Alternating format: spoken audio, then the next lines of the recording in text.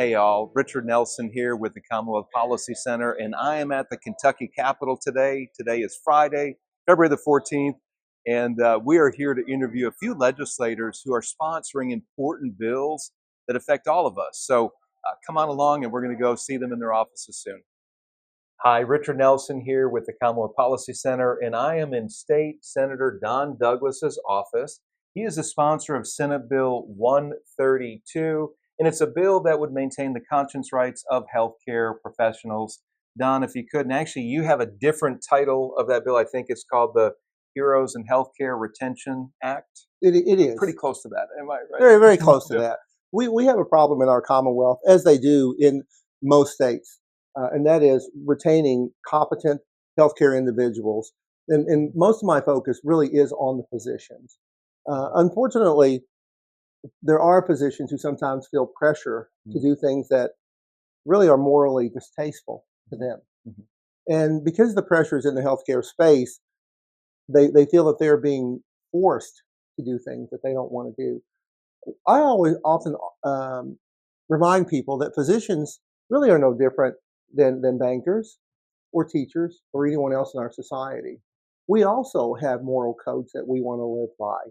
Just because we are physicians and we know that our job is to take care of everybody, and we're willing to do that in emergency situations, but we should have the right to deny certain things that go against our moral convictions. So you're using the word "we," and you're speaking to this issue as a medical doctor. You've been in practice for several decades, and so you have firsthand experience of this issue. And the idea here is that there has been, in different areas, state policies that have coerced or steamrolled over conscience rights or religious freedom issues. And this bill would address, in particular, the portion of Kentucky's healthcare crisis. Right now, Kentucky hospitals are about 12% understaffed. And so you believe in your bill, correct me if I'm wrong, that this would further protect the rights and the conscience of healthcare professionals who might be looking at Kentucky.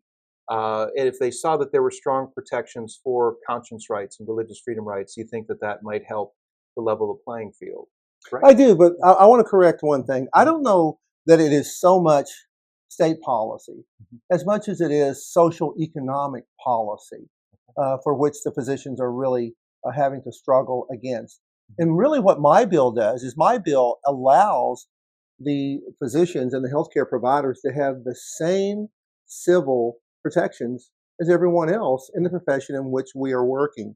And I think in doing that, we'll have a lot more physicians who will want to populate our Commonwealth simply because they can come in and they'll know that the things that I feel morally uncomfortable with, I don't have to do. I will not be pressured to do things to keep my job that other people aren't being pressured to do. So what we're saying, if this bill is passed, is that hospitals or clinics could not coerce or force a nurse or a doctor to violate their conscience, their sincerely held religious beliefs. Correct. Right. That is all this bill does.